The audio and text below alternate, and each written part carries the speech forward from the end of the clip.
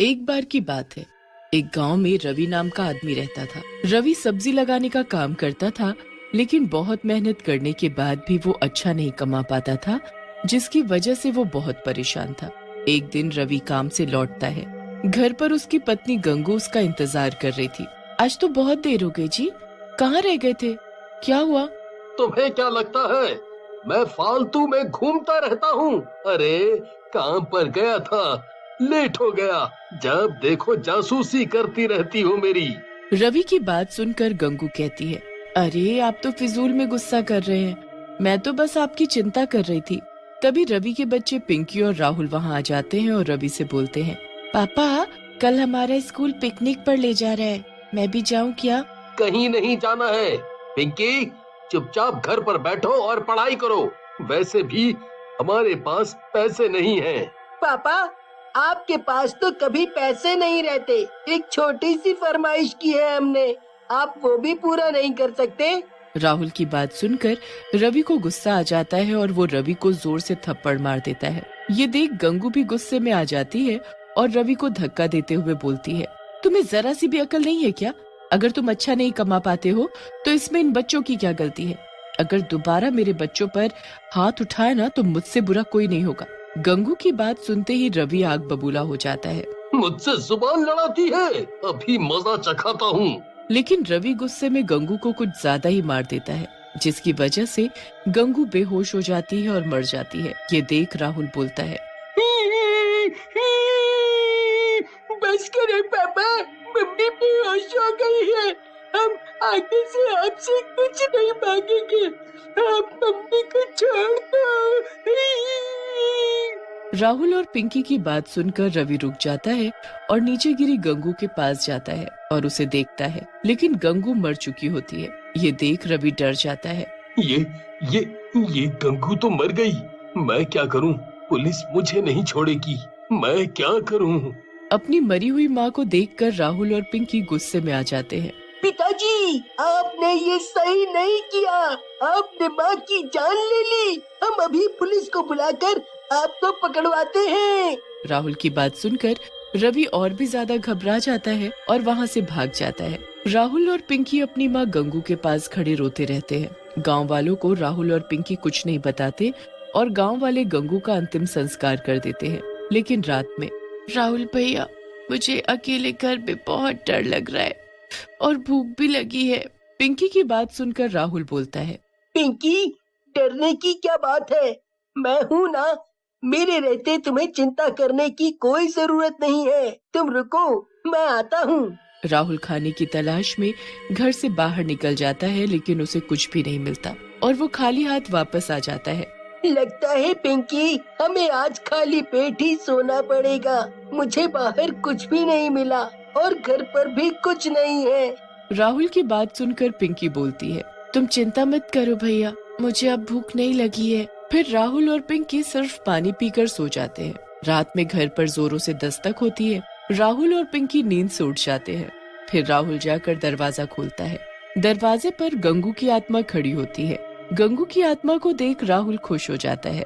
गंगू की आत्मा घर के अंदर आ जाती है। पिंकी भी अपनी माँ की आत्मा को देखकर खुश हो जाती है और गंगू की आत्मा से लिपट जाती है। गंगू की आत्मा भी अपने बच्चों को देखकर रोने लगती है और बोलती है, सही कहा मेरे बच्चों, मैं तुम्हें छोड़कर कहीं नहीं जा पाई और देखो भगवान ने भी मुझे वापस भेज दिया है तुम्हारे पास। फिर गंगू अपने पास से राहुल और पिंकी को रोटी देती है। दोनों भरपेट खाते हैं और सो जाते हैं। अगली सुबह गंगू राहुल और पिंकी को लेकर दूसरे गांव में चली जाती है और रूप बदलकर अंडे की रेड़ी लगाने लगती है। मैं उस गांव से तो बाहर आ गई हूँ भगवान, ताकि मुझे कोई पहचान ना सके। हे भगवान, मेरी मदद करना ताकि मैं अपने बच्चों को अच्छे से रख पाऊँ। फिर गंगू रोज अंडे की रेड़ी लगाती और अंडे और ऑमलेट बना बना कर बेचती। उसके ऑमलेट और अंडे बहुत ही ज्यादा स्वादिष्ट होते, जिसकी वजह से दूर दूर से लोग उसके पास आने लगे। गंगू बहन, तुम जो ऑमलेट बनाती हो बहुत ही स्वादिष्ट होता है। मैंने उतना बढ़िया ऑमलेट कभी नहीं खाया। हाँ। गांव वाले की बात सुनकर गंगू की आत्मा बोलती है, सही में भैया, लेकिन मेरे पति को तो मेरे हाथ का खाना पसंद नहीं है। अच्छा बहन, माफ करना, आपके पति को फिर कुछ नहीं आता जाता, उसे नहीं पता स्वाद का। हाँ। जैसे जैसे समय बीतने लगा गंगू की कमाई बढ़ने लगी और राहुल और पिंकी भी खूब खुश रहने लगे। लेकिन शायद उनकी किस्मत में ज्यादा दिन खुश होना नहीं लिखा था। गंगू से जलने वाले भी बहुत हो गए थे। एक दिन राणा नाम का दूसरा रेडी वाला अपने दोस्त काला से बोलता है, जब से ये गंगू यहाँ रेडी लगाने लगी है तब से हमारी बिक्री बंद हो गई है। पता नहीं मनहूस औरत लोगों पर क्या जादू करती है। मन तो करता है इसका गला दबा दूं। सही कह रहे हो भैया, चाहता तो मैं भी यही हूँ। जब से आई है हमारी तो कमाई ही बंद करवा दी। फिर काला और राणा गंगू को मारने का प्लान बनाते हैं और एक आदमी को गंगू को मारने के लिए बुलाते हैं। वो आदमी कोई और नहीं बल्कि रवि होता है, जो कि एक गुंडा बन चुका होता है। तुम दोनों चिंता मत करो, उस अंडे वाली की मैं भुर्जी बना दूंगा, भुर्जी। बस तुम दोनों बताओ कि वो कहाँ मिलेगी। फिर रवि काला और राणा की बताई जगह पर गंगू की रेड़ी के पास पहुंच जाता है और गंगू को पीछे खड़े होकर बोलता है, ए औरत, तूने मेरे दोस्तों का काम चौपट कर रखा है। आज तेरा आखिरी दिन है। आज के बाद तू कोई भी रेडी नहीं लगा पाएगी। रवि की बात सुनकर गंगू की आत्मा पलटती है। रवि गंगू को देखकर हैरान रह जाता है और डरते हुए बोलता है, गंगू, तू जिंदा कैसे हो गई? मैंने तो तुझे अपने हाथों से मारा था। रवि की बात सुनकर गंगू हंसने लगती है और बोलती है, तेरी मौत मेरे ही हाथों लिखी है, इसलिए शायद भगवान ने मुझे वापस भेजा है और मैं गंगू नहीं उसकी आत्मा हूँ, समझा। तभी गंगू अपने डरावने चुड़ैल के रूप में आ जाती है और रवि को गर्दन से पकड़कर उठा लेती है। रवि दर्द और दम घुटने की वजह से तड़पने लगता है।